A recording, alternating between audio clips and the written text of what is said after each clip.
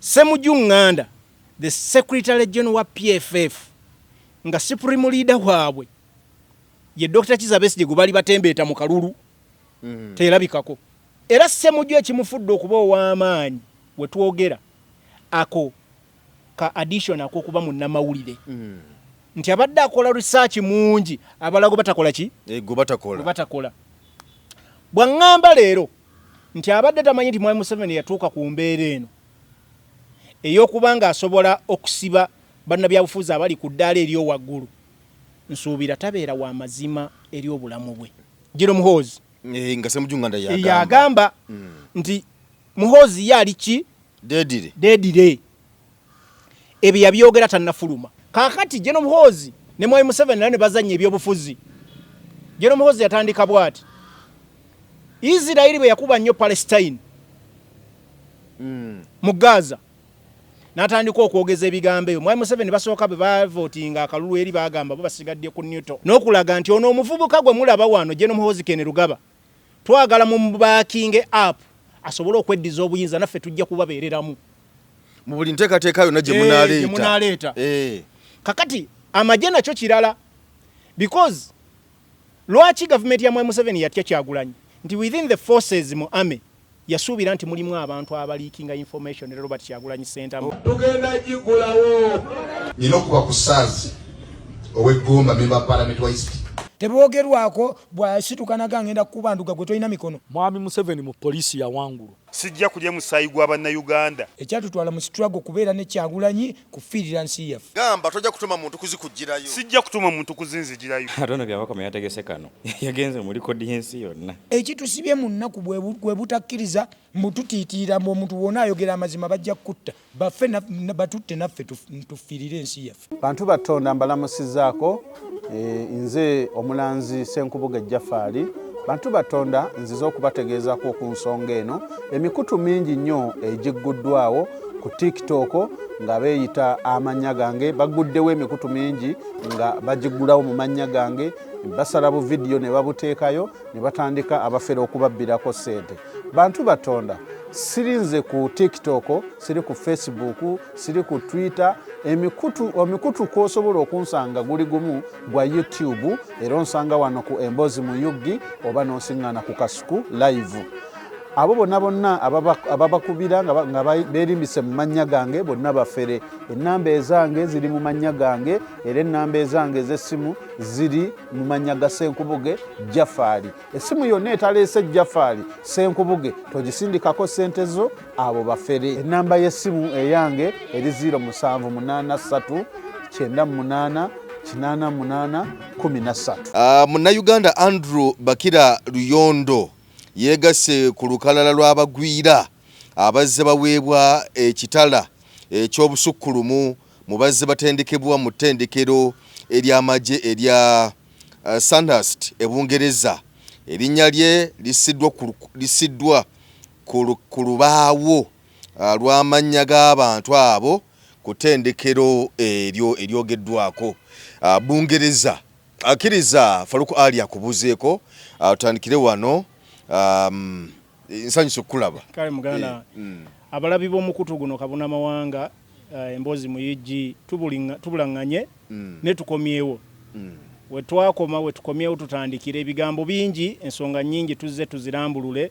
Oyinza okuba wazirebe nga tewazitegedde, oyinza okuba wazitegedde naye ng'olina ekirala ekifaananyi ky'oyagala ozirabiramu ekigazi. Tukireese ne muganda wange Mayanja batumirako eno n'abatulaba mu ssemazinga ez'enjawulo. Baganda baffe abali mu Bungereza awo Mwami Kalisa nkutumirako nnyo muganda wange Ssemwogerere, ab'e Boston mu US Shina Lubowa, Ajat Sumaya, mikwano gyaffe gyonna, ab'e Masaka tukyaliwo wano ekyaddondo ne muganda wange Mayanja. Nsonga nnyingi nnyo eziri e Masaka awo. Kulembeza ba NRM ebisoba bijjeeyo, empi zivuga ez'ebigambo Nammeere Bulegeya buli omu agamba amaanyi nze nga singa. So ekyaddondo wano tukyaliwo ensonga tuzireese nnyingi. Totemya, wuliriza obubaka busharinge butuuke buli Munnayuganda ayagala ensi eno ebeere beta. Yesebo. Kale tweyanziza Honorable Ssemujju Nganda mu bigambo bye abyegedde yalaze nti oba oli awo ebbanga lyonna Uganda nga bebadde etambule ne banga lyabadde mu parliament yenga alaba nti government ya Mwai Museveni tenatuka kusaliwamba muntu kusiba muntu oba n'okuwamba ngenda kusenya eddoboozi lyo nga bwe yabyogedde naye yagamba nti abadde takikirizanga naye kati akkiriza nti essaawa zino gavumenti ya Mwai Museveni ateka kuba nga ate kati nzibu nnyo n'ebirala bwe bityo kati mbadde nja tumutunuulira ebigambo bye oba oli awo n'ekibiina kya PFF okutwaliza awamu kubanga bwe tulaba omutandisi waakyo Dr. Kizza Besigye ali munda abadde chairman waakyo abadde akolanga president omukulu Elias Lukwago ali munda omuwandiisi waakyo Ssaabawandiisi abantu gwe bamanyi secretary general naye kati ali mu buwaŋŋanguse yagenda kagendererwa atyo kubanga waaliwo ebyali biyitingana nti yali agenda kukwatibwa essaawa yonna kati naye n'agamba nti sijja kulinda ebyo kampitemu bw'atyo n'agenda era kati gy'asinzirira eyo okubaako n'ebyayogera nja kunoonya wano amaloboozi ge ku ebyo byayogedde then tutandikire awo. Dr. Besigye left the NRM in 2001, specifically around November 2000, and started fighting Museveni. There are colleagues who sat at the Honorable Nuyamanya Mushega's office in Wandegea Public Service and told him, no, you allow the man to contest one more time. So the assessments are not done at the same time. I didn't have the same facts as Kyagulanyi had. At the time he left, that was my thinking. Today I have a different thinking. I didn't know that the system had collapsed to that level that they can arrest the main opposition leader in the country. I didn't know. The events of June coming into July, I think now they can abduct anyone. So the time he went, I didn't know it would happen. Now I think they can abduct him.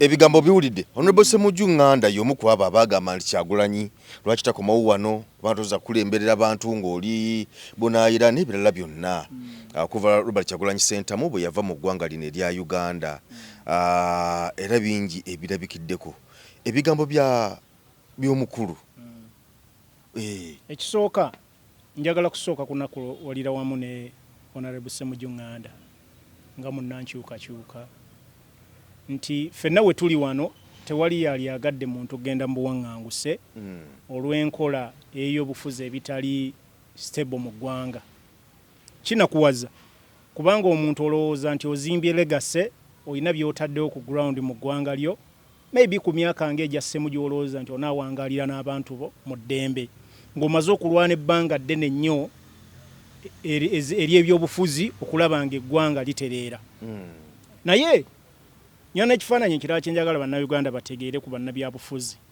nzize nkyogera wano nti bannabyabufuzi olumu tebabadde b'amazima eri obulamu bwabwe n'abantu be bakulembera.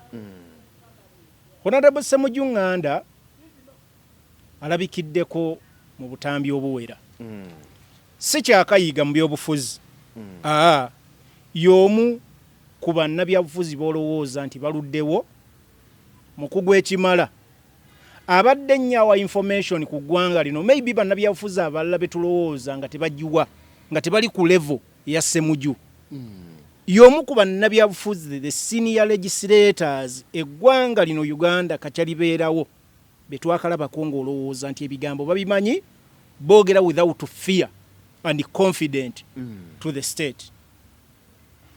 Ssemujju emabegako nga bakyali mu FDC twalabye ebyobufuzi nga bikyuka FDC nga abantu bagyogerako Dr. Kizza Besigye yasooka okuleeta amawulire sente zayingira mu kibiina kya FDC bone balaga bannayuganda nti tebali part of that section y'abantu abaagala okutunda ekibiina eri gavumenti ya Mwai Museveni ojjukira bulungi FDC eyamuliyati yasigala enajja nankumbi bone bagamba tuli mu struggle twagala kukyusa ggwanga lino ne bakola faction yaabwe ne bagitwala Katonga era ne bakomyewo Dr. Kizza Besigye mu active politics ow'ebibiina kuba ojjukira Dr. Kizza Besigye yali amaze okusiga ekifaananyi ye takyaddamu kubeera mu bibiina bya bufuzi ye yali asazeewo addemu wingi eyo eya activism ne bamukomyawo on board ne bamukomyawo nga bamuyitaani member gundi nga gwoyita supreme leader w'ekibiina w'okuntikko ne bakola PFF.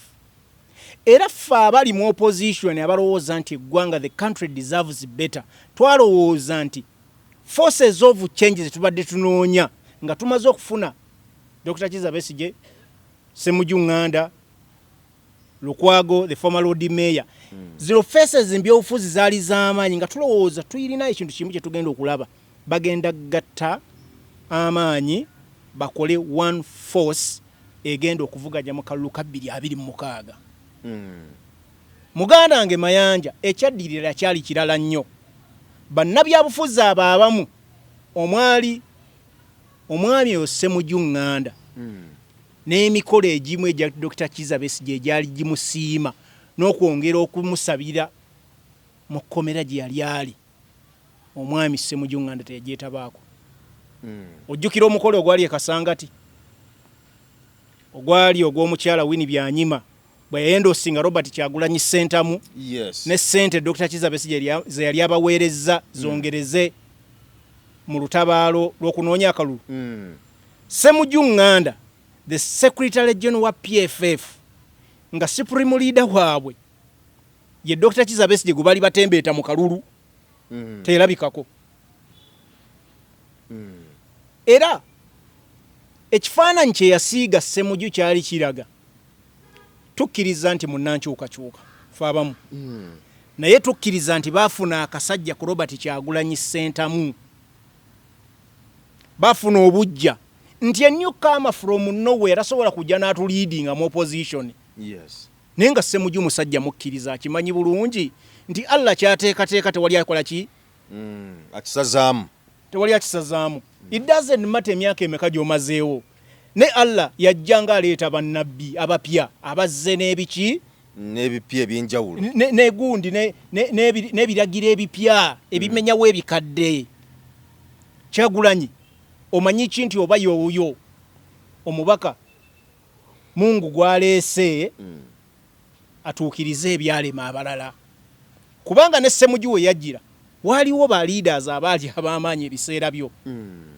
Bogengala Kigo baaliwo, Bannandala Mafaabi baaliwo, bano ba Mao baaliwo n'abalala bangi, naye yatuuka n'aba one of the formidable forces yosobola okugamba nti awo omuntu bw'atunulya Ssemujju asobola omwesiga. So kyali kya bulyazaamaanyi eri struggle nti abasajja abo twasinga obbeetaagira mu kaseera akaali akazibu ennyo tebalabikako mu kifo ky'ogatta baayawukana ku mugendo ne tubayita kaasa. Era okumanya they realized late nti balowooza balina amaanyi agasobola okukakasa bannansi, baakomekkereza ba newcomers mu race ze baali balimu ne baba defeated. Oba tebaali tebategedde ebigendererwa bya Robert Kyagulanyi Ssentamu? Nedda. Nga tebabinnyonnyose bulungi. Nedda. Ebigendererwa si bya Robert Kyagulanyi Ssentamu. This is a general cause to all Ugandans, the oppressed. Si bya Bobi Wine, Robert Kyagulanyi Ssentamu president. Ekizibu si kya Kyagulanyi Robert Ssentamu. Ekizibu tuyina kimu, bad governance in this country. Oba okategedde?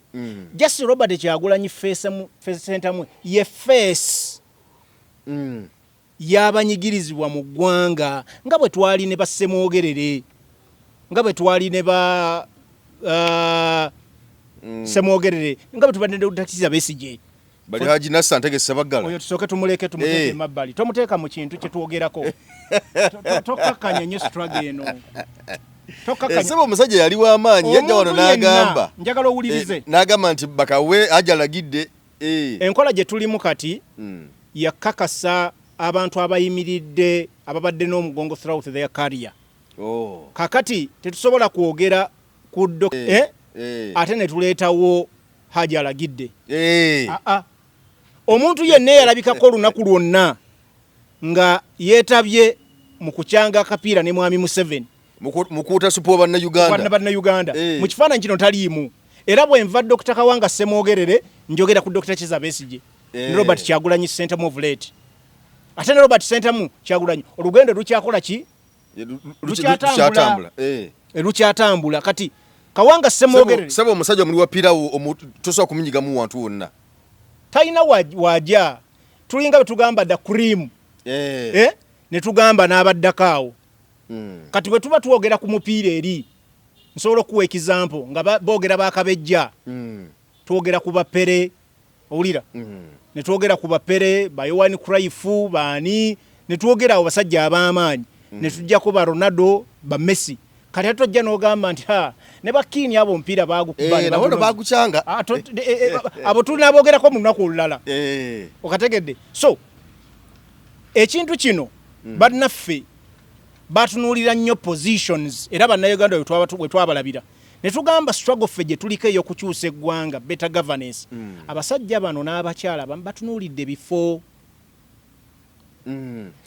so si ekigendulwa ky'entebe nnene y'eggwanga entebe nnene kubanga njagala kubulya ffe abaaliko so close eri Dr. Kizza Besigye abamutuukako yatuuka tayimu n'agamba ayagala kuva mu kintu kino alekere abakulembeze abala kubanga Dr. Kizza Besigye yazimba nnyo abakulembeze ng'alowooza nti waliwo abakulembeze abaali batuuse okutaking over leadership mu ggwanga these men and women tewali yeewulira nti alina capacity esobola okuba president owulira akantu kano okumanya abakyala bano abaali n'abasajja abaali bamaze okuguma beesuluba obukulembeze nga balowooza kubanga bw'otandika okuvuganya ku ntebe enkulu ey'eggwanga kibareyawo nnyo wano mu Buganda n'ebitundu byaffe ebyetoolodde okuddamu ate weesimba okubwaka ba paliamenti okategedde oba wesizza omutindo oba wesizza kakati ng'omusajja ow'ekiroto kya paalamenti nadde ku bwero si wano oyo muleke emboozi entagijjaamu ajja tumalira amalusu ga bwerere mukamwa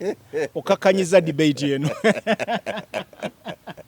tuli mukwogera ku bantu sebo goba basajja bange bendeeta sebo omanyi mayanja bino ebintu bwe tugamba walinga bw'ogamba byabanene kati todda kuleeta busolima tuli mu kwogera ku njovu n'empologoma oleeta obumyu oleeta akagabi nako kamaanyi kagabi bumyu kamyu so oba okukakkanyiza omutindo gwe tukola ki gwe tuliko so Dr. Kizza Besigye bwe yavaawo yasuubira nti amaanyi amapya ge yali azimbye mu byobufuzi omuli bampuuga omuli ba Elias Lukwago ba Ssemuju ba Dr. Lulume Bayiga Nobert Mao n'abalala bangi bajja kutekinga step forward ayinga entebe enkulu eyaki eggwanga naye basigala ebigendero bagamba for we are comfortable where we are and we good to go era okumanya tebakiraga mu interest nti ebiseera byatuuka Dr. Kizza Besigye nga zeeri omuntu eyajja wano yali amuliyati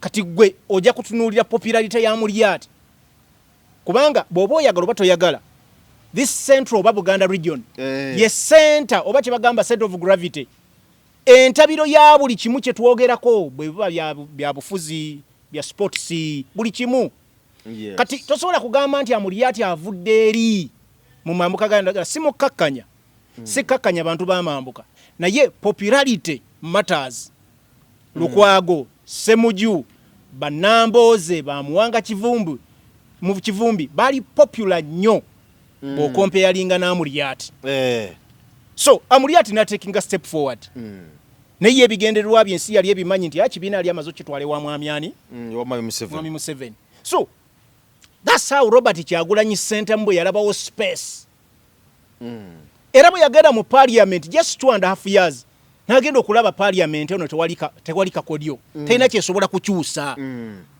n'agamba with my popularity abantu bambirivingiramu lwaki taking a step forward n'endaga interest mu bukulembeze bw'eggwanga kati ate bwe yajja baali badde bamwegattako bagamba kano akabadde wano akayimbi simanya kamwokya biki tasobola tuliidinga naye wabaddewo vacuum gye mwalekawo so abaali badde bamwegattako abamu banyiiga nga kiki ekibanyiiza wali olabyeko muganda wo nga muto olabeko famire waliwo famire ezivaamu nga waliwo omuntu gwe ya blessinga n'omukisa nga mulinga 8 mu family naye omwana ow'omusanvu almost kyaddirira omugalanda mukama namublessinga namuwa ssente kati mmwe abakuze mu family mutakkiriza nti ono mukama amuyimusizza ne mukkakkana ne mugondera naye n'abawo n'ateekawo chain ne mugikwatako osanga nammwe musobola okwebbulula ne kasa mumulwanyisa mukomekereza ate mmwe mufeirinza ate ye mukama gwawadde omukisa teguddayo gusonga busonzi mbere naddala nga alina bamulwanyisanga bajega kati kyejajja ku bano bannaffe nti Robert Kyagulanyi Ssentamu bamutunuulira ng'omuto in politics bamutunuulira nga talina experience naye politics is about numbers and who believes in you bannansi baali bamaze okukkiriza nti wabaddewo vacuum from Dr. Kizza Besigye and no one has replaced lwaki ebigambo bya Ssemujju Nganda lwaki mu kiseera kino nga amaze n'okuwaŋŋanguka lwaki lwalowooza nti Mwami Museveni asokola ekintu kyonna ng'ate ebbanga lyonna Robert Kyagulanyi Ssentamu azze abyogera nti bannange lino eggwanga kati liri bwe liti bwe liyimiridde era natuka n'okuva wano ne bagamba n'okugamba nti yatidde lwaki adduse nga era babadde okukumpewo nga bagamba nti ssebo komawo tojja bafugira eyo kati byayogera essaawa zinaga nti kati naye akkiriza era yensonga lwaki naye essaawa zino ali mu buwaŋŋanguse nga Kyagulanyi ebbanga lyonna azze abyogera Ssemujju Nganda ne banna abamufaanana nga balulume bayiga bagamba nti Robert Kyagulanyi Ssentamu lwaki afulumya eggwanga yali baddewo ebyobufuzi ne babikwasaganyiza wano abamu nnyinza oba benefit of doubt ne Ssemujju nnyinza obutagimuwa mangu era alina okunkakasa nnyo nti ebigambo byayogera bya mazima na bwesimbu ng'omusajja yali agenze kuwumula kubanga kino okubaawo yasoose genda kuwumula n'alaba nga space ekomawo bayinza omuteeka mu basement kati bw'abanga yabadde ku gundi ya Allah mu bifo bya Allah ebitukuvu alina okubeerera w'amazima bannansi lwaki ngambye bwe ntyo Ssemujju abadde munnamawulire ow'ekika ekya waggulu yakola mu bimu ku bifo ebisinga okusaka amawulire agali ku mutendera gw'ensi yonna Daily Monitor Daily Monitor yemu ku media companies ezisomola amawulire ag'ebyama agasinga okuba ag'amaanyi era Ssemujju ekimufudde okuba ow'amaanyi we twogera ako ka addition ak'okuba munnamawulire nti abadde akola research mungi abalago batakola ki batakola bwaŋŋamba leero nti abadde tamanyi nti Mwami Museveni yatuuka ku mbeera eno ey'okuba nga asobola okusiba bannabyabufuzi abali ku ddaala ery'owaggulu nsuubira tabeera wa mazima eri obulamu bwe either nga Ssemujju kye tubadde tumulabamu nga tumuwa level nene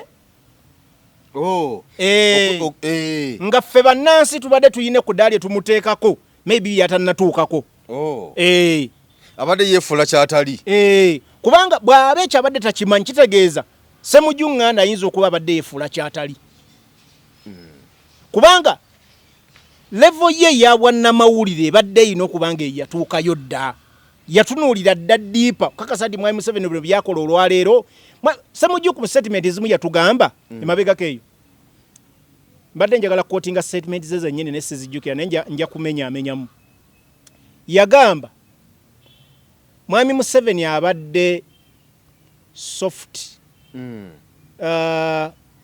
politician ng'ategeeza nti Mwami Museveni abadde alina ebintu ebimu byazibirazibira mu bantu naye n'agamba nti ate ye mutabani we ali deedire Jiro Muhoozi nga Ssemujju Nganda yagamba nti Muhoozi ye ali ki deedire ebyo yabyogera tannafuluma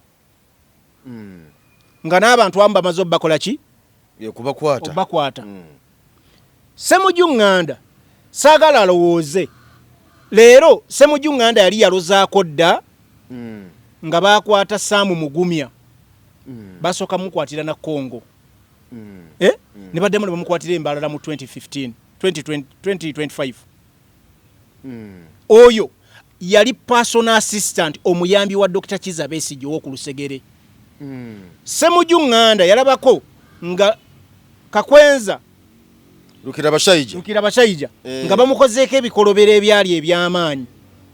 Ssemujju Nganda yalabako abantu nga Sejjusa ng'ali ku dduka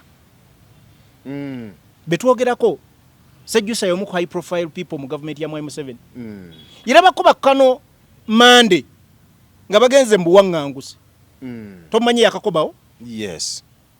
N'abantu abalala ye nga munnamawulire nga badduka kibabu. Kati gw'ogamba otya? N'alabako nga basiba Segirinya. N'Alani Ssewanyana nga bamala emyezi 18 mu nkomya nga tebalina na musango guli awo. Okitegedde?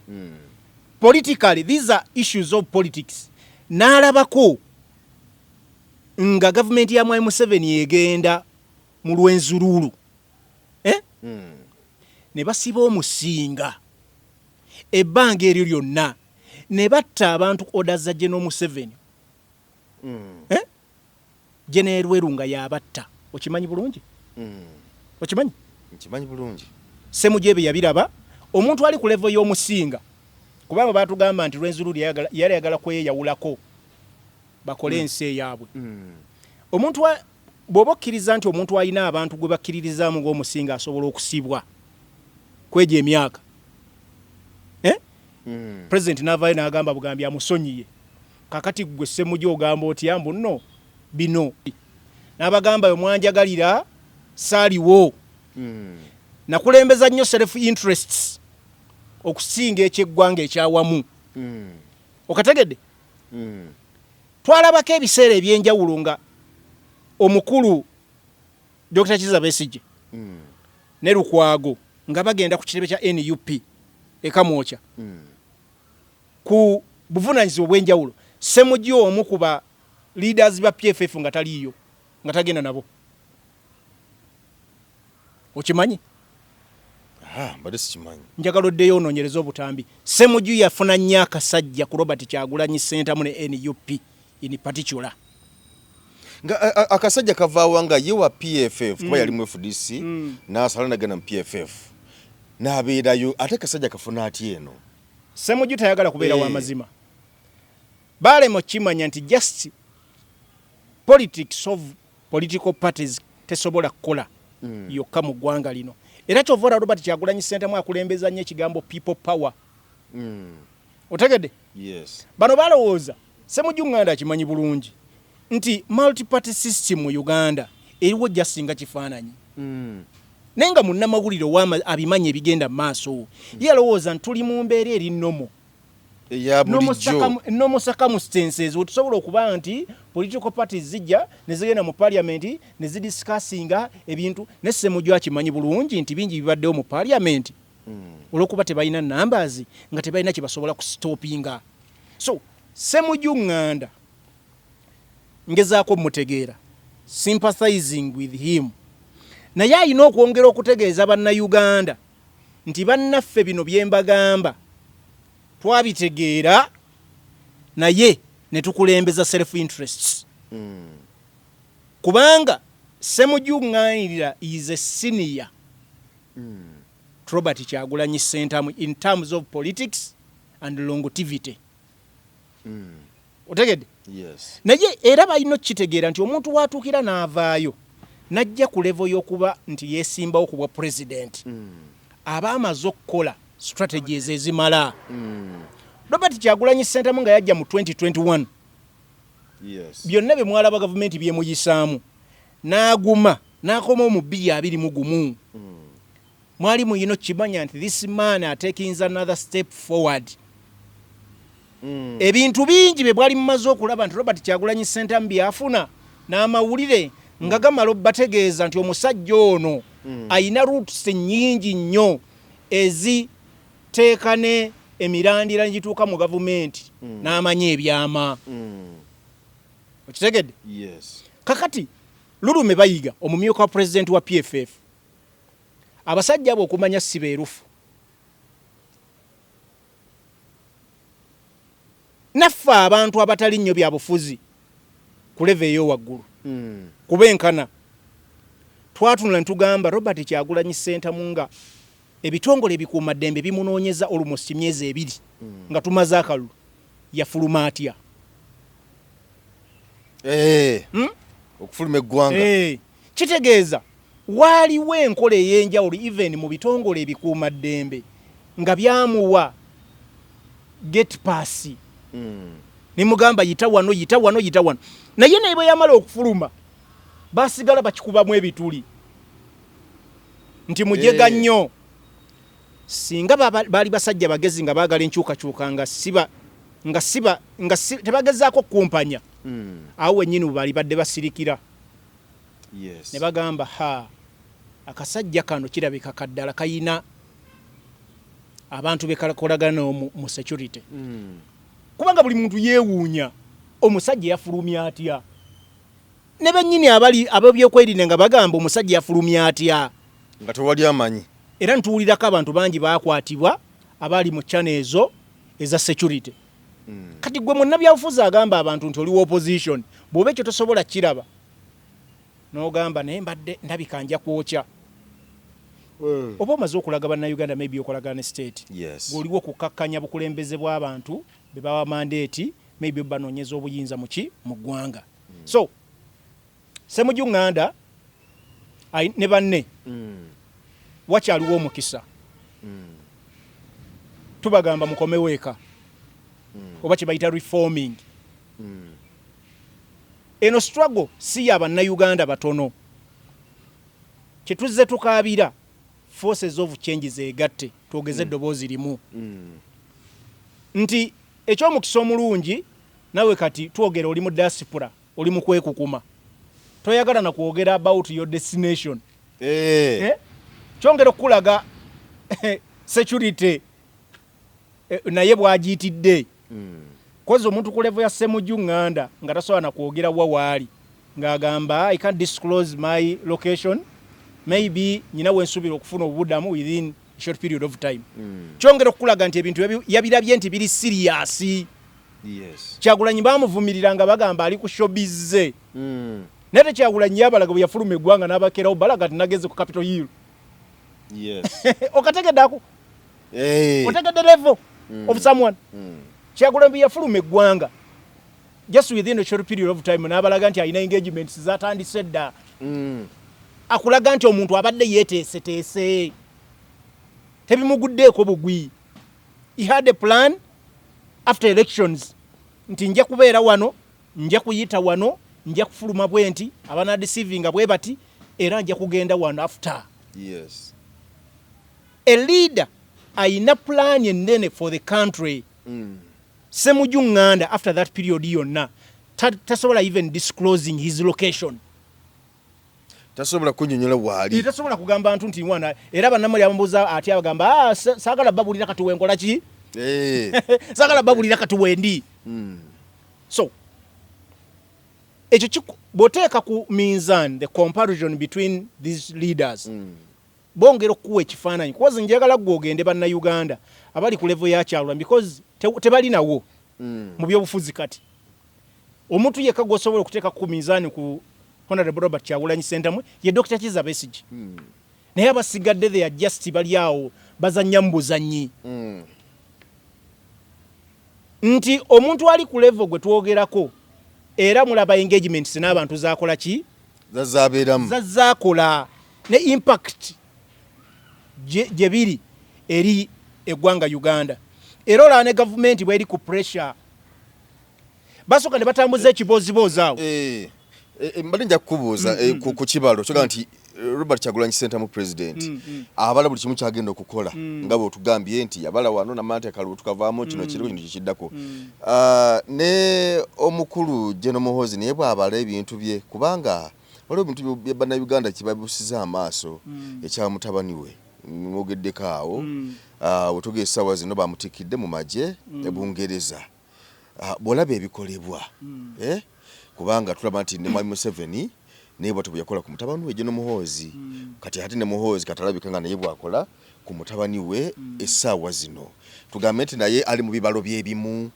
ebyobufuzi mapeesa the fact is waliwo okubala ebyobufuzi kungi nze naawe tulina okukikkiriza nti eggwanga ligenda mu transition oba oyagala oba toyagala. Eggwanga ligenda mu transition. Naye mu ngeri ki? Anti kyenkugamba. Kakati tulina okutunuulira bacandidates abatunuuliddwa. Kubanga eggwanga liba ligenda mu transition obuyinza okukyuka okuva mu muntu omu okudda mulala. Wabaawo bacandidates abatunuuliddwa bogamba nti bw'otunuulira by percentage tusuubira ono yayinza okutekinga over oba ono. By the majority vote of the Ugandans by population, Robert Kyagulanyi Ssentamu na Uganda Lumosi batunuulidde. Naye n'abalina obuyinza nabo bagamba tebutuva mu mikono gyaffe tubuduteininga. Kati awo Mwai Museveni bwanyiga amapesa ga General Muhoozi. Ekisooka General Muhoozi ayina ekifaananyi kyali mu kusiiga mu ggwanga. Ani ali mu kifaananyi kye ye Baramu Barugahara. Yali mu kifaananyi kya General Muhoozi. Atambuza enjiri eyo kubanga eggwanga lino libadde n'ekizibu ekinene mu ggwanga. Tubadde n'ekizibu eggwanga lino ebbanga ddene ekya obuli bw'enguzi corruption. Yes. Era nga buli Munnayuganda ayogera ku corruption obubbi bwa ssente. Kakati General Muhoozi Kene Lugaba olw'okuba serving military officer. Newankubadde ayogera ebyobufuzi naye ate emirimu gy'okugenda mu public okwengeginga population takisobola. Kati afunye representative ayambadde ekifaananyi kye. Ye mwami Baramu Barugahara. Naye nga bw'omanyi nti emirimu gyonna gitandikira mu local government. Emirimu gyonna egikolebwa omuntu wasinga okufunira service through local governments. Kati Baramu Barugahara ali mu kusiiga ekifaananyi nti Fabie Piero Yugwe mulaba wano. Bwe tufuna obuyinza olaba tetunnabufuna. But we can do this. Kino ekizibu tusobola okkyerawo ne tukitematema buli muntu abadde alimu musakasuo. Kuba mpulidde nnyo gyayise yonna. Arrested that one mu museke empingo. Naye kati gwe nange tulina okwebuuza nti amazima yalibadde right way ey'okulwanyisa obuli bw'enguzi era abantu abakwatibwa beeba abatuufu. Oba osanga endala bazigezeza kuziganya kobo kabaleeta eno muntu yekutuuka ku muntu. Anti kyenkugamba amazima gali nti Fourth Estate amawulire galina impact nnene nnyo mu kuzimba eggwanga. Era abantu ekifaananyi ky'obasiigira kye bajja okupiikinga. Kati ekifaananyi kiri nti abantu be bakwate bali ku ground eri abasookerwa ku muntu wa wansi. Naye abantu abasinza okuggwamu amaanyi era mu Uganda be bantu abo ab'owansi abasembayo. Neffenna tukimanyi nti baani ababba ssente eziri impactful to the society. They are big sharks mu ggwanga lino abalya untouchables. Abazipimira mu kiro. Waliwo abantu bakwata owuliro liyabbye milioni 18. Nsanvu eza toyi. Simanya otegedde. Be bali mu kwata. Sima yabbye za PDM milioni 5 ez'abavubuka 10. Headmaster yayongera mu kawo ku bayizi nga 15. Bayi waliwo ghost students simanya bebati. Balamu bali mu kwata. Naye owulira omusajja yatutte ekiveera yatutte bilioni 5. Ng'azipimira mu kiro. Era akugamba nti kala akagundi bwe kati milioni bwezi ziba kiro bweziti. Abo Balamu tasobola bakwatako. Bazibu nnyo. Era bali eno waggulu. Mu State House, mu ministries eza wakite yatandikidde ku mabaati. Kuba mabaati. Agabbibwa mu bantu be Karamoja n'embuzi. Kati awo nga tukyaliwo. Enkola endala. Mwai Museveni gyali mu kunyiga amapeesa. Kino nakyo njagala kikubuulira wano. Tukimanyi bulungi ffenna nti ebyobufuzi waliwo be tuyita ba development partners. America ne Bungereza oba oyagala oba toyagala. They decide omukulembeze asobola okubaako mu ggwanga lyonna. Naddala mu nsi zaffe zino ezikyakula. Basalawo. Omukulembeze anaabaako mu ggwanga lyonna naddala mu nsi zaffe zino ezinaakula naddala America ne Bungereza. Era Robert Kyagulanyi Ssentamu abadde ateekinze step ahead. Ng'okugulu ataddeyo nnyo kw'amaanyi eno waggulu. Yes. Era nga bw'otunulira omuntu gw'ogamba nti yayina obusobozi obutwala eggwanga lino mu maaso ng'otunulidde eri mu development partners Robert Kyagulanyi Ssentamu abadde akyaliko step ahead. Kaakati General Muhoozi ne Mwai Museveni ne bazannya ebyobufuzi. General Muhoozi yatandika bw'ati. Israeli bwe yakuba nnyo Palestine mu Gaza n'atandika okwogeza ebigambo ebyo. Mwami Museveni basooka bwe bavotinga akalulu eri bagamba bo basigadde ku Newton. Tebalina go bawagira. Otajjukira awo bwe baali balonda mu UN. Kati Muhoozi n'atandika okugamba Israeli ono muganda waffe. Amukwatako ajja tulaba. Tujja kulwana naye mu mbeera yonna esoboka. Yes. Kakati Israeli na America bali bati. Israeli mu nsi yonna esinga intelligence. America emukozesa nnyo era tebateŋŋana. Israeli ne bwetta abantu bameka walabe abantu mu nsi yonna bavumirira ekikolwa kya Israeli okutta abantu mu Gaza. America yesinga okwogera ku ddembe ly'obuntu mu nsi yonna. Naye America yasirika. Israeli netugumbula abantu okwagala obbamala mu Gaza. Nga America tenyega. America ng'esirise. Ng'ewa support Israeli. Kakati kyongera okulaga amanyi ga Israeli geyina mu byobufuzi by'ensi eno. John Muhoozi Kainerugaba ye nga ataapinga kulaba engeri enkolagana ye kubanga enkolagana ya America ne Uganda ebadde egenze efa. Kati n'anoonya olutindo olusobola okugikomyawo. Agikomyawo atya? Yagezezzaako gikomyawo through Israeli. Yakoze atya? Yagenda n'osooka n'ataapinga mu ebyo byali bigenda mu maaso. Bwe yamaze jjukira nandaba nga atambula yagenda mu Egypt. Mu Egypt y'emu ku nsi ezisinga amagye wano mu lukalu mu Africa. Yezimu ezisinga base ez'amaanyi eziri funded by America ne Israeli.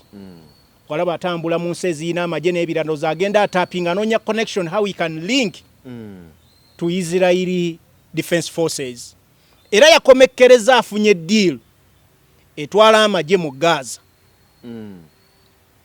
Eyo deal MOU eyenkolagana nti mukulu nange embeereramu nnyina kye nnoonya wano nange nkubeereddemu. Okategeerako ebiseera byonna Isirayiri gy'olaba y'amaanyi nnyo mu bintu ebiyitibwa ebyokulwanyisa. Ne Isirayiri ate erina ebyafaayo era mu Uganda wano ku mirembe gwa Idi Amin byesajja kuddamu for now. Era Idi Amin bw'otunula General Muhoozi Kainerugaba ne General Museveni bavumirira nnyo Idi Amin nnyo. Era Idi Amin ebyafaayo bamuwandiikako bifu. Kubanga amazima gali nti gavumenti eno kakyajja tewandika nko byafaayo bya Idi Amin ebiri proper. Maybe after their reign tulibirabanga abantu bazzeemu ne bawandiika ebyafaayo bya Idi Amin ebyaki ebyaddala. So eno enkolagana gy'owulira gye bayisiza mu parliament speed amaanyi n'obwangu egezaako okukomyawo enkolagana ya America ne General Yoweri Kaguta Museveni. N'okulaga nti ono omuvubuka gwe mulaba wano General Muhoozi Kainerugaba twagala mu backing up asobole okweddiza obuyinza naffe tujja kubabeereramu mu buli nteekateeka yonna gye munaleeta. Kakati amagye nakyo kirala because lwaki gavumenti ya Mwai Museveni yatya Kyagulanyi nti within the forces mu army yasuubira nti mulimu abantu abaliikinga information era Robert Kyagulanyi Center nga bakijja mu gavumenti okugiwa Robert Kyagulanyi. Kirwirira ya nnyo kutwala obuyinza mu Africa nga toyina nkolagana n'amagye. Nkiddemu kirwirira ya nnyo kutwala obuyinza mu Africa nga toyina nkolagana n'amagye. Era Robert Kyagulanyi Center mwagamba eyo tuyinayo abantu baffe basajja baffe amawulire bagatuwa tukola nabo. Bw'oba owulira leero the former leader of opposition mu ggwanga Dr. Kizza Besigye n'amaanyi ge yali ayogeza oba gayogeza leero ng'enkolagana ne Robert Kyagulanyi Center mu y'amaanyi kyongera okulaga nti Robert Kyagulanyi Center si muntu wa bulijjo naye. Era olulandira lugenda ddala paka mu magye. Ekintu ekigenda mu maaso bw'olaba nti amagye mulimu conflicts ne by'owulira nti bano babasibye bano babakoze etya kubigenda mu maaso information engeri gye flowing walabye ku parliament mu bukiiko ng'omubaka omu aveeno Anita Amongo gy'ava Ebukedeya nga kugamba naye Lumbu yafuna atya amawulire ate agali trusted twogera ku Lumbu ye nayogera ku bintu ne bibeerawo. Just a blogger ali best in Turkey. Kati ate president w'ekibiina ayagala okuggyako gavumenti olowooza yayina yenkanaki Robert Kyagulanyi Center. Kitegeeza already mu gavumenti tuyinamu ebiwayi ebigamba nedda obukulembeze mu layini ya Mwai Museveni bulina kukoma ku ye tebujja kgenda mu mutabani tukooye ng'ate ne yali mu kuteekateeka mutabani we anti nabo nga bagamba nedda tekijja kusoboka tukoze eki ekimala kyova olaba owulira lwaba ogenda asabula noono nawulira ng'asabula ebintu ebimu bannayuganda njagala babiggyemu obukyayi bapiikinge the good in it oba in the message lwaba ogwo okwokuba nti mugundi mukodomi tekikuggyako munnayuganda mupiikikako information gy'olaba eri very important n'ogikozesa w'ogyetaagira bw'aba lwaba ogasobola okwogera ebikujje n'omuhozikenero gaba n'enteekateeka zaabwe embi ng'ate banaakola nabo abafunyeemu kakati gwe muntu ali owo wansi oli abamu mpulirawo nga bagamba nti okwisinganya ebigambo okwo omukulu lwabogo byaleeta nti oluusi kanze kubaka ekipange okwagala bo babeerewo tekawo obutalo obwo abantu batatunula walala bali ebalowooza abantu nti nabo benyini tebateredde ekifaananyi ekinene kiri nti gavumenti ya Mwai Museveni abooluganda abakona ab'emikwano bannayuganda bagikooye kyekifaananyi ekinene naye ekifaananyi bwoddako wansi information oli omukulu lwaboogo gyata etegeeza ki olina kyopiikingamu kyolaba nti gwe munnayuganda osobola okutwala bw'aba ayogera ku nkola ya demokrasiya gye twagala ffenne bukaale mu ggwanga kituufu agyogeddeko mu butuufu nkuwa ekizampo ntera nnyo okuwa ekizampo ne ŋŋamba bannayuganda omuntu akeera ku makya n'agamba saha tugeze ayina muwala wa Salimu Sale era oli n'agamba asaha oyo si waffe eno yajja kubega kakati this is my statement gye ntera okugamba bannayuganda omuntu ng'akyayogera ebigambo bye mukkiririzaamu nga n'ebikolwa biraga nti biri positive gye muli back him up be with him support him mumusupporting wano waali ayina numbers ezimukkiririzaamu era ali nazo wano ewammwe bw'aliba agenda ng'amaze okukola ki ng'amaze okukyuka aligenda yekka naye bino bisigalawo bw'aba amaze okudefaultinga ajja kgenda bwagu bonna munigina zino numbers kubanga abadde agamba gavumenti mbi bali banguzi batemu bassi ebyo tebigenda kuva ku mimwa gy'abantu era tagenda bikyusa omanyi lwaki bannabyabufuzi be tubadde tulowooza nti bamaanyi nnyo mu ggwanga nga balina numbers ezibakkiririzaamu bwe bakyusizza ebigambo be bagudde bokka Mathias Mpuuga aliwa yali ayogera bigambo ki before yali agamba nti gavumenti eno mbi era eyisa bubi abantu enkola si ya demokrasiya kasa yakyuka n'ava ku ludda lw'abantu bwe balowooza nti ekibiina ekimataringa era kasa yakyuka ne bamukuba akalulu n'agwa Abedi Bwanika aliwa ali mu kubuulira njiri Masaka ano church kasita omuntu bw'akyuka n'ava ku ebyo byakkiririzaamu ebyasooka agenda bwogu bwomu bwannamunigina bakakembo baliwa ba Juliet Kakande olira bonna abo boolaba nti baali boogeza eddoboozi ly'abantu kasolivaamu ne bw'otunuulira ate Nambeshe yali ku ludda lwa gavumenti bwe yakeera ku makya najja eno ne bamuwero kaaminga n'emikono ebiri taliiwo wali Boshabe bali ba NRM omutegedde Oshabe waliwo n'omukyala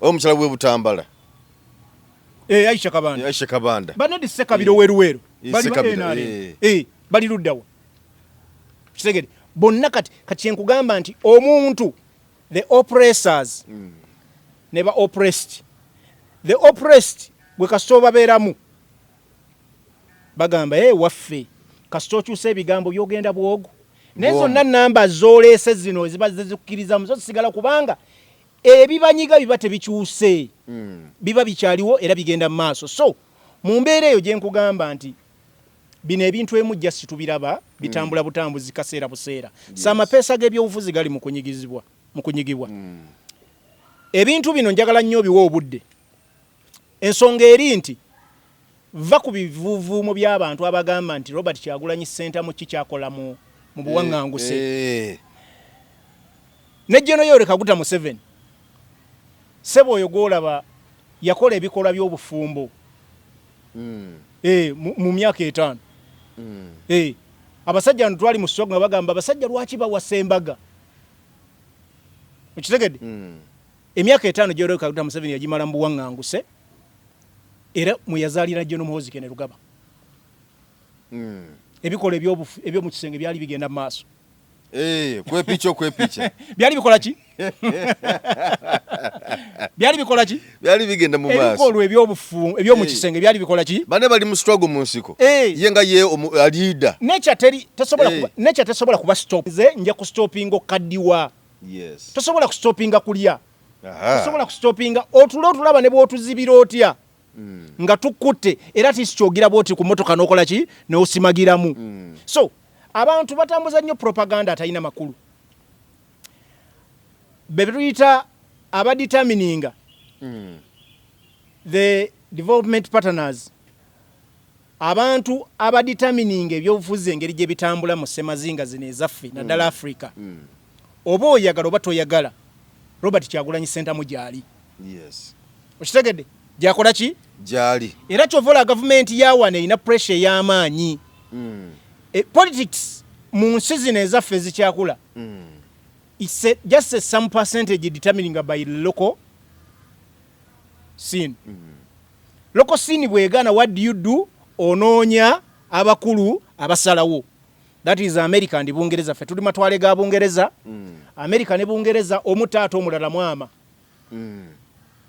okitegedde America ne Bungereza omutaata omumama omulala mwana Bungereza America mwana wa Bungereza wa America mwana wa Bungereza era batambula bati gwe ne bwolaba nga walinga abatakkiriziganya baba bakulimba baba kulimba era batula mu kasenge ne bakane bagamba oyo mumukwate bwe muti so ebigenda maaso biwe suubi mu Uganda nti leadership abantu balina okukola obuvunanyizibwa bwabwe n'abakulembeze ne bakola obuvunanyizibwa bwabwe ebigenda maaso mu ggwanga there is too much pressure mu balina obuyinza kyovola bakola ebintu by'olowooza ebisusse mu nomo ne batekinga activities olowooza nti kati leero wali badde osuubira ku lutalo oluli eggazi olusaanyaawo ebitooke n'emiti n'ebibira wali badde otwalayo omuntu wo ng'oli Uganda nga ne Uganda tulaba ebyo ne bali balayira kulwana bajasi bamaje balayira kulwana kutereza kuleta mirembe anti naffe tulina insecurities wano toziraba engeri gye battamu abantu wano mu Uganda toziraba insecurities bagamba kulukuma nsalo salo zaffe toziranga zirimu obuzibuzibu mwase wano omwana w'ebyemizannyo bavira so naffe obutebenkevu tebunnatereera bulungi wano mu Uganda naye abakulu bongera kikwongera okulaga nti enkolagana yaabwe n'amawanga amalala getulowooza nti gayina effect oba gayina impact mu byobufuzi by'ensi eno bakitunuulira nnyo okusinga maybe bannansi omuntu bw'aba ayagala kwenywereza mu buyinza anoonya bapatanazi balowooza they do matter kyova olaba gavumenti yasazeewo n'etwala abasirikale ewa egaza tubadde ne Somalia tubadde ne Congo batugobayo obulyake bwatusukka twabba golodi twabba buli kimu era tuli mu kusasula musimbi Somalia na uli omunene waliwo omunene yagamba nti yetalina kye yabbayo bannange yajayo bujja muggo omuggo nga gwaki omuggo nga gwa muti ndooza ali avuga ndooza ne gumusanyusa n'agumenyaawo omuggo nga gwa muti gwa muti yavayo na muggo gwa muti talina kye yabbayo anti ababbi omuggo gw'omuti ate batusasuza ki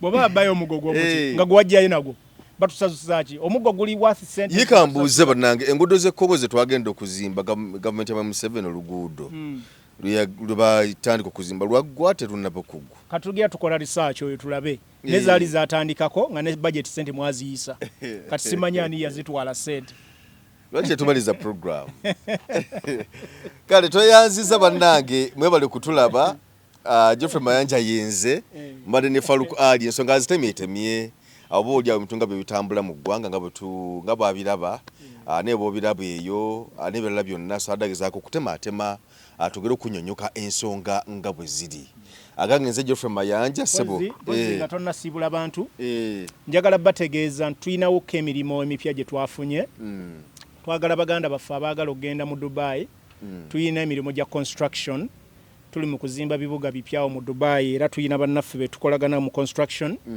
twetaaga abakubi ba plaster abakugu bakugu munkubireko abazimbi plaster noyo nali mukubira ddala yoba namwerabira eneka tokyamusobola engeri gye wadda mugundi bino twetaaga abantu abookya ebyuma ku mutendero gwo waggulu abookya ebyuma ba blacksmith bankola madirisa twetaaga ba carpenters mpozi n'abakola abamanyi okukola amataffaali gana ga 99 munkubireko emirimu wegiri gyamangu 0759 49 18 0759 49 1849 faruko ali obontu seko tunyumye mbagala nnyo ku lwa Uganda n'ensi yange betujja wano tetulina muntu gwe tujja kulumba tujja kuwa birowoozo byaffe bigatta ku ggwanga Uganda litwagala ennyo kuba tulina nsindala era twagala kwogera ebyo byetulowooza ebigatta kusobola okuzimba eggwanga lyaffe libenga lirabika bulungi n'abaliddawo balyegombe amina lwa Uganda n'ensi yange mbagala nnyo. Munnayuganda tukwaniriza mu Kimbo wa Research King and Training Center mwebale nnyo mwebalire ddala mwebale okwejjanjaba endwadde nnyingi nnyo zitawaanya abantu omwaka guno ng'aba Kimbo wa Research King and Training Center twabaleetera ebintu bingi nnyo tuyina ebyuma ng'oli abadde nti n'amagulu galuma omugongo guluma oli agamba mbuno system y'amagumba gange tegatambula bulungi nnyo omwami nti n'amaanyi gakendeera sikyatambula bulungi nnyo mu kisenge enseke zange zazibikira nfuyisa mulimu kabayina obuzibu bwa prostate ennaku zino abasinga obungi mulimu kabayina sukali oli nabeera ne sukali type 1 oba olusi type 2 mulimu ko sukali ya controlling bwa mangu tulina sabbuuni ono wabeeru mulungi ddala era wa tamalik momwe nabayinako kenkovu abantu bobeera nga mweru kigenderere nnyo bobeera nga oli mweru osobola okubeera nti n'okoseza kano bw'obeera ng'oli muddugavu osobola okukozesa oyiro wa foono nabeera ng'akuyambye tulina ekyogo ky'emikisa ekyo kisobola kuvaawo nga sikyogeddeeko abantu abatawanyizibwa nti no siweebwa siganja abagadde family planning ey'ekiganda abayina pressure abayina sukaali naye ekyogo ky'emikisa gwe wenna nti siweebwa obulamu bwange bwonna bubadde mu bbato ngenza okusaba emirimu ngezezaako okwagala okugenda ebweru byonna byagaana jango otutuukirire ng'aba Kimbo wa Research King and Training Center wetuli ewakaliga tuli wano Mengo opposite Lubiri SS bw'ova ku Lubiri SS obanga aserengeta ku katono awo boyisa ku Salt TV ejja kubanga otulaba kulemeddeko ebintu byo byete bulungi ng'erigenda eddamba omulanzi Jafari Senkubuge omukama Katonda gwe yatululako amaanyi ag'ekisalaziba nga gwalina ebirooto eby'omuddiringanwa by'otategeera va mu kwesumagga dduka za wakayiba ku lusozi Lusaali mu Kyaggwe omulanzi Jafari akunnyonnyola akawonvu n'akagga ate ng'okukukebera kwa bwereere kubanga naye ekirabo omukama teyakimusabaako yadde ennusu naawe alina ebizibu nga biva ku majini emizimu embeera embi eya buli ngeri mutwalire omugugu gwa kutikkule gwe weefunira oluserese tokkalire obubaka buno nga bukukutteko kwatalidda mukono wa ntono oviremu ku siteegi y'e Nakisunga aba bodaboda bakutuuse nga gwava e Kampala ne bw'okwata eryato ku mwala eggaba ne likugobya ekisinsa oba ebule n'obuuza aba bodaboda ojja kuba butoola n'omulanzi Jafari oyinza n'okusooka okumanya ebikukwatako nga tonnagendayo ku bwereere ng'oweereza ekirooto kyo ku nnamba gy'olaba oyinza n'okukuba ku ssimu eno endala awo omulanzi Jafari Senkubuge ye n'oba ng'omukwasizza kibyago kuserengeta mu Kulubagga.